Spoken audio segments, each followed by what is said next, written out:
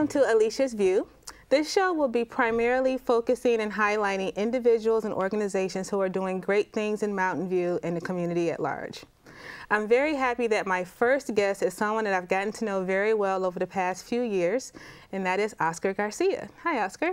Hi, Alicia. Thank you so much for being my very first guest. Oh, well, thank you for the honor, and I certainly wish you much success in your new program. Thank you. So, Oscar, you are someone that has been here since childhood. You're someone that has gone to school here, gone to college locally, and now you're doing just a number of things in the community. So I want to start by talking about your childhood. Tell me about the first schools that you went to and what kind of got you into the whole kind of community organization mindset. Right. Wow. Well, you know what? Good thing I took my ginkgo biloba so I can remember all the way back. So that's correct. My parents and I moved to Mountain View when I was almost 5 years old. I was actually born in Riverside. Okay. And about a month after I was born, we moved back to Mexico until, like I said, I was almost 5. And my mom's sister, she still lives here in Mountain View, encouraged us to come back to California and to Mountain View. Mm-hmm. So my brother and I went to school locally, Castro School, Graham Middle School, graduated from Los Altos High School, and then I went off to UC Berkeley and graduated from Berkeley. You're a bear. That's right, yeah. Go Bears. Yeah. Now, I want to go back to your elementary school experience. When I was reading some of your information, you said that when you first attended Castro School, you only spoke Spanish. And I think that's something that's, you know, even happening today with some of our young people who are coming in. And there's always been this discussion and debate about dual immersion programs. What was your experience coming in as a child who only spoke, you know, Spanish, and how long did it take for you to be able to learn English, and was it a comfortable situation? How was that for you? Right, so that's correct. I started kindergarten only speaking Spanish, and like a lot of kindergartens, I was terrified, I was crying, I didn't want my mom to leave me alone at school. Different environment, different culture, had no friends. But you know, as a little kid, I mean, you really pick up another language very quickly. And by the second half of kindergarten, I was starting to understand a lot more of English. And at the time, they had ESL classes. And actually, I remember up until like about third grade, I was pulled out maybe once, twice a week from class, and I was getting some ESL classes. And then, you know, for me, what's interesting too, and actually what helped me keep my Spanish is that my dad was very strict with my brother and I, and that when we were at home, we could only speak Spanish. And my parents also would take me to the store, go pay the bills, or just anything to translate for them. And so what that helped me is, one, it helped me be able to continue to be bilingual. And number two is that it also just helped me just learn to be more responsible in translating with my parents and getting involved in the things that, you know, adults or parents have to take care of. Yeah.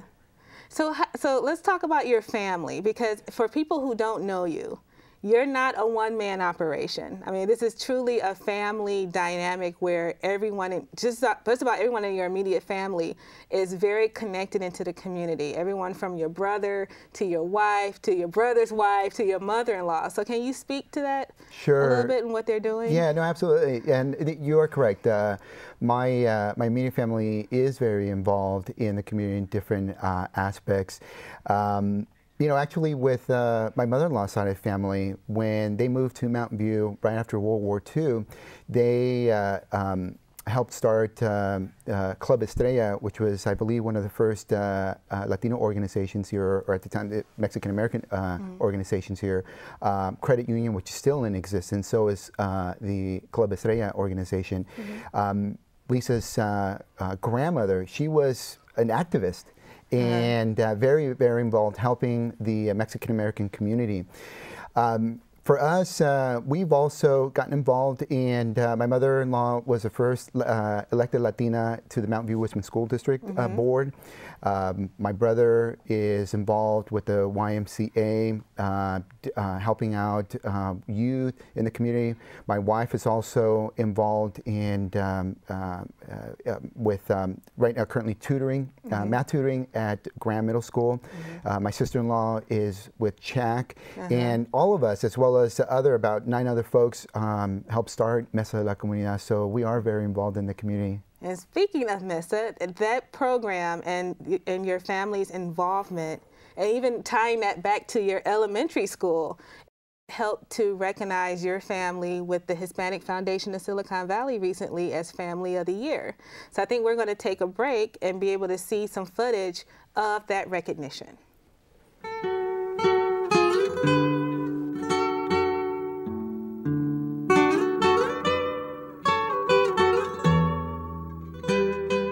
The area that I really want to focus on is actually point number 5, which is establishing and filling some program committees. Some would call this one of the most powerful meetings in the South Bay. Giving you a debrief on the meeting that Lisa and I had with the middle school principals. Held by some of the most powerful people in Mountain View. Together they form La Mesa de la Comunidad. It's a force to be reckoned with. This dynamic group of parents and concerned community members meets every month, not in a big hall or conference room, but in the humble home of the Garcia family. You start having status, and you think that you need a big boardroom or that you need to have certain people on your board because of the title that they hold.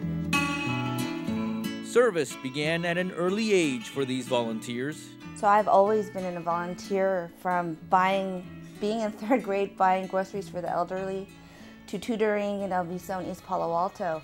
So it was something that I've been involved with and done all my life. When the Mountain View Wisman School District planned to close 2 local schools, the Garcias mobilized. Lisa Garcia's mother, Rosemary Roquero, was on the board, the first Latina to serve. And then I ended up calling Oscar and Lisa and everybody. I said, I need some support, I need some help. Something has to give, because this is not right. They formed La Mesa, along with Oscar's brother Marco and Marco's wife Elena. Because it's reaffirmed that one person gets involved and not trying to make a difference, but just gets involved for our children, then things can happen and things will change. And things did change. La Mesa helped save one of the schools, earning it instant credibility and community power.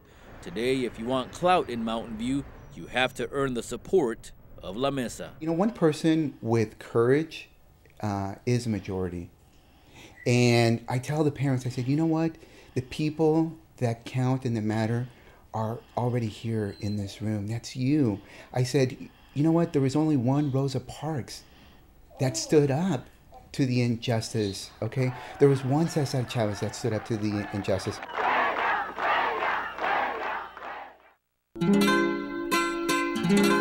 Oscar Garcia is president and co-founder of La Mesa. The Seagate executive says, do it without the support of his wife, Lisa, his sweetheart. But every day, you know, we talk and I just thank God that I found the love of my life so early in my life, and an ambitious man that knows how to work hard and be a good husband and a good dad.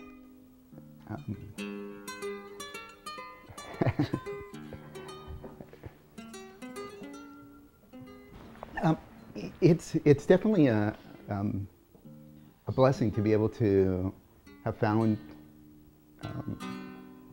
Lisa. For the Garcias, it's been 15 years of bliss. The other Garcias, Marco and Elena, also co-founded La Mesa de la Comunidad. It does. It feels really good. It's, I think, a blessing, and that's just rewarding in itself, just to get that back. Just knowing that you helped someone else out and just to see that they're able to move ahead and you made a difference in their life. It's very rewarding. Also rewarding is her marriage to her Marine, Oscar's brother Marco. I grew up in Mountain View. I went to through our school system here in Mountain View. I got in trouble here in Mountain View, And then I'm coming back and giving back to the community that, you know, that I grew up in. The former Marine is now a police cadet. In December, he'll become one of Mountain View's finest. It's not just about going out and getting the bad guys. You know, it's about really helping the community.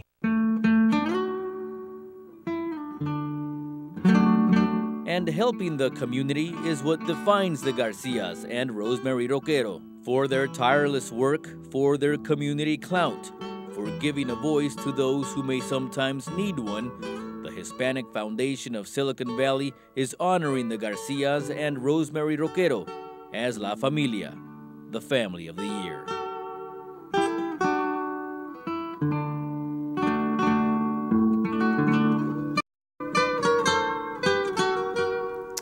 Oscar, that sounds like that was just a great experience. And I actually was supposed to be there, but I had a scheduling conflict. So share with us what that whole evening was like for your family. Oh, right.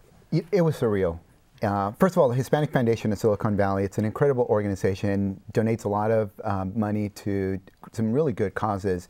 And one of the things that an honor that they bestowed on my family was to select us as the Family of the Year, the La Familia Award for our community involvement. And they pulled out literally the red carpet for my family that evening. They had roughly, I think, about close to 800 guests. It was really a who's who of Silicon Valley, different organizations. And I mean, the food was incredible, music, dancing. Jessica Aguirre, who is the anchor at NBC 11, was the MC. And we had a lot of friends from Mesa as well as other organizations that joined us that evening. And we were honored again for our community work, and but you know what?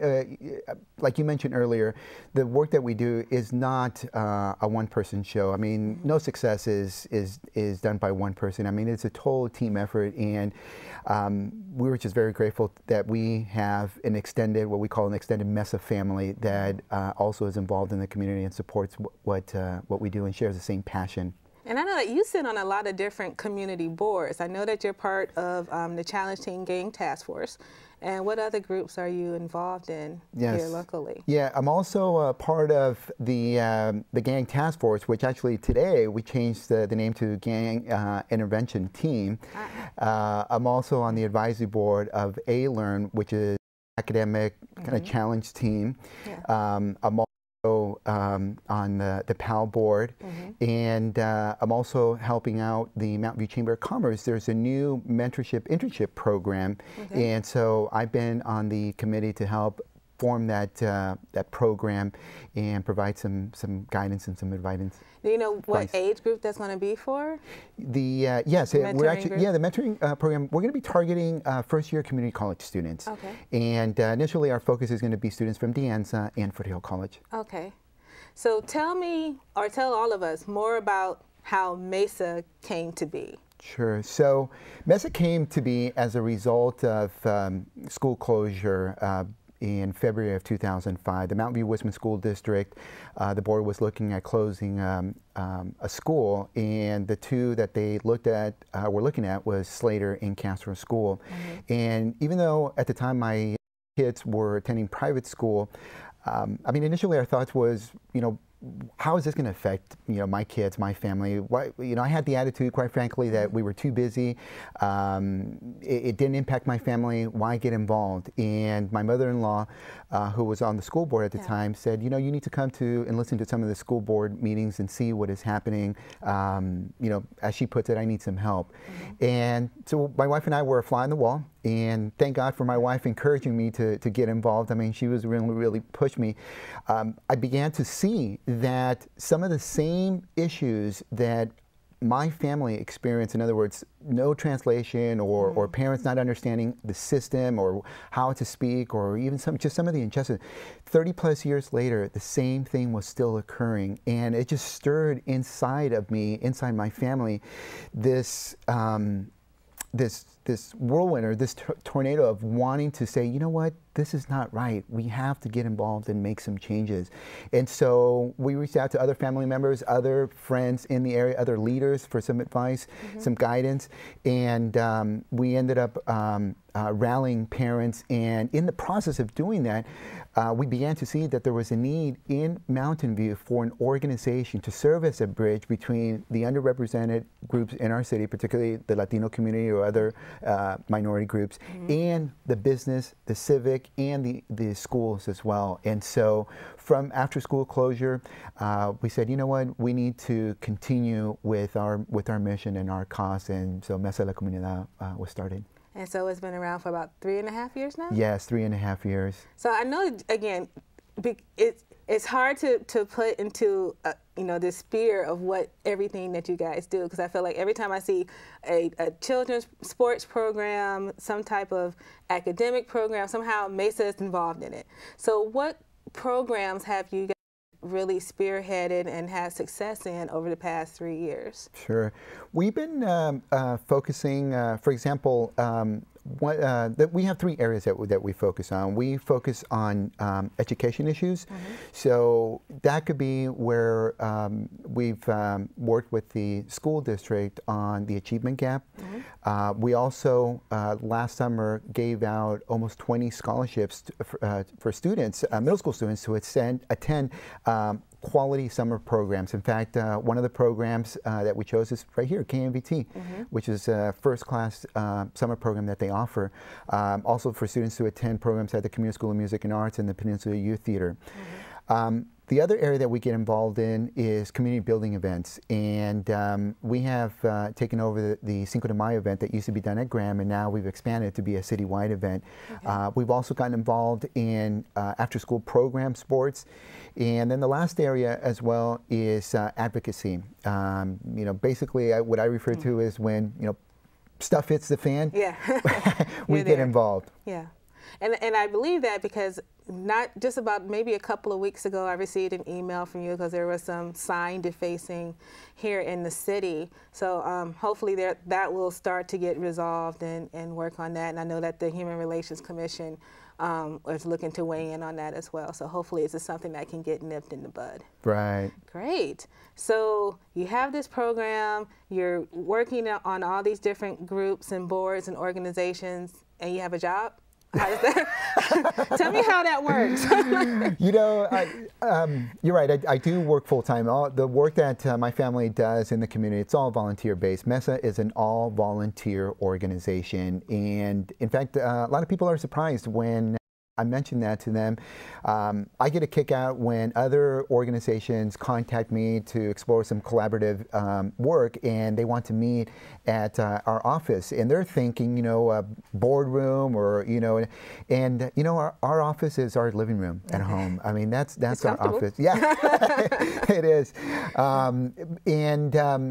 But we all have full-time jobs. Yeah. But the reason we're able to do what we do in the community is because of the passion, the commitment, and the love we have for our community. And what I found is when you have those 3 ingredients, your priorities align themselves. I absolutely agree. And we will wrap up with Oscar after this break. There's a question I'd like to ask you. Something I'm sure you've thought about. What are you doing this summer?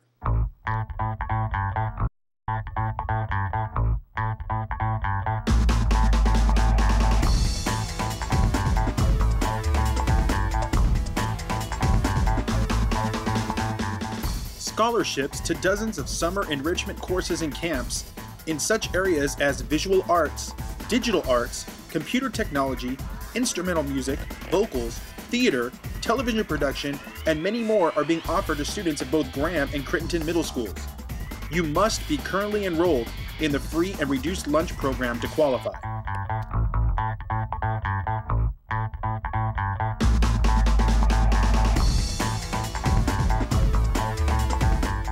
Applications are available in the office and must be returned no later than Monday, March 24th to qualify.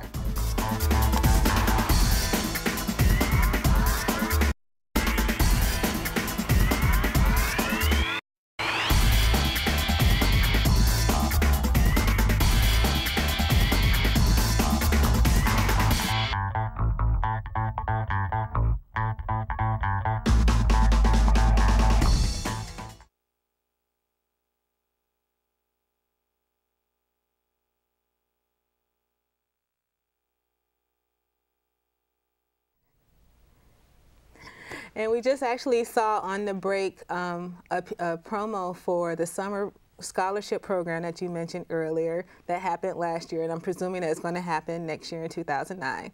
What other projects is Mesa going to be going after in the next year? In the next year?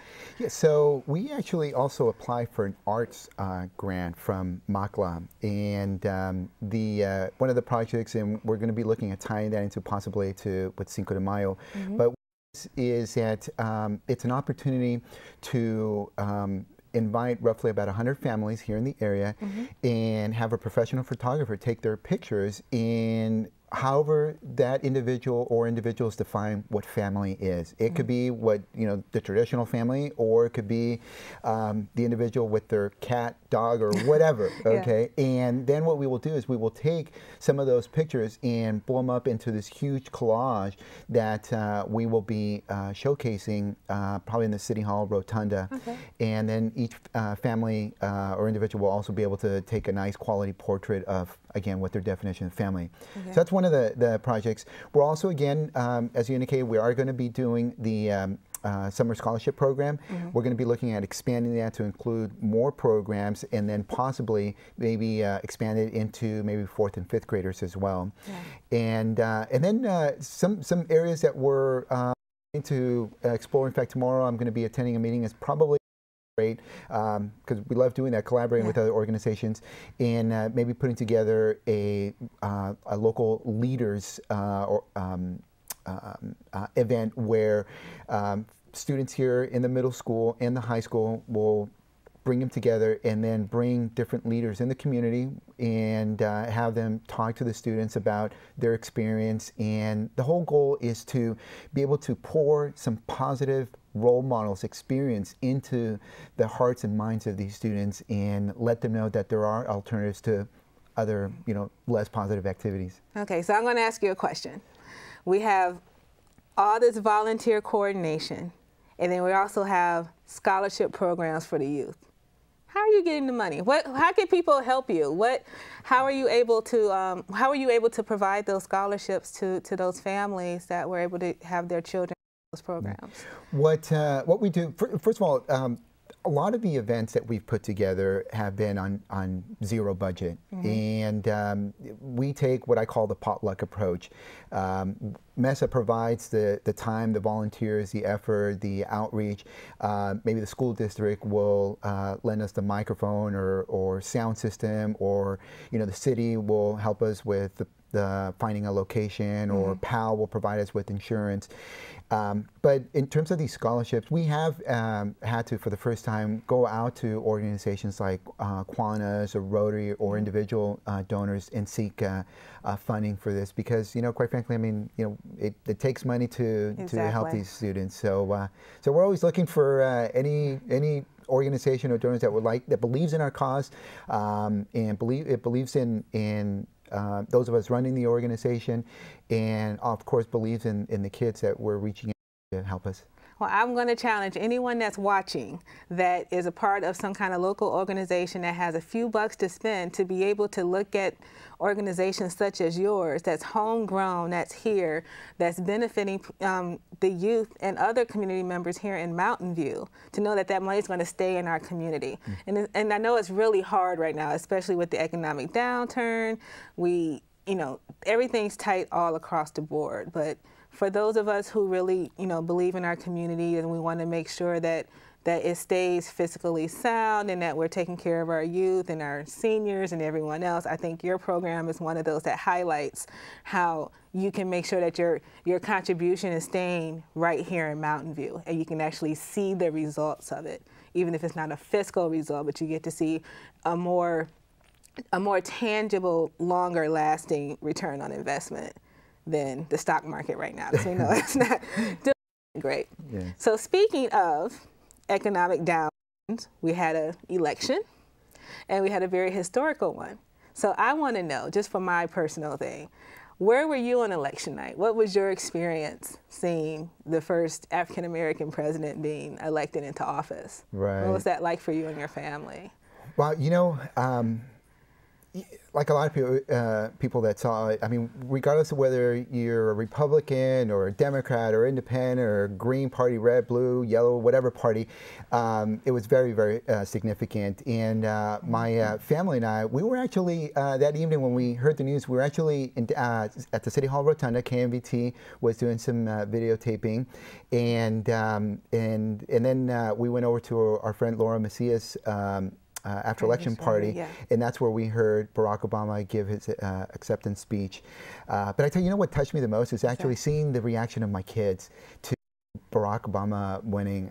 My 10-year-old son especially held the elections on his own, and just the questions that and the observations that he made. I mean, it's just incredible. I mean, just our grandkids will ask us the same question that you just asked me. They're going to ask me and say, Grandpa, where were you and Grandma at when Barack Obama was elected? So it's going to be like the where were you JFK? You know, yes, I think so. It's going to be one of those questions that's going to last for a very long time. I think so. Oscar, thank you so much for being my first guest and not having me talk a lot. I appreciate it. You gave us a lot of great information. I want to thank everyone that's viewing Alicia's View. I hope you really enjoyed the program. I hope that you were able to learn something new about a member of our community or what's been going on in our community that you can participate in. Feel free to Google Oscar Garcia and find out how to contact him, and if you want to be a part of Mesa or just help out in any form, shape, or fashion. I also want to thank our crew at KMVT. Thank you so much for making this a pleasant experience for all of us. And with that, I will say thank you for watching Alicia's View. Thank you. So,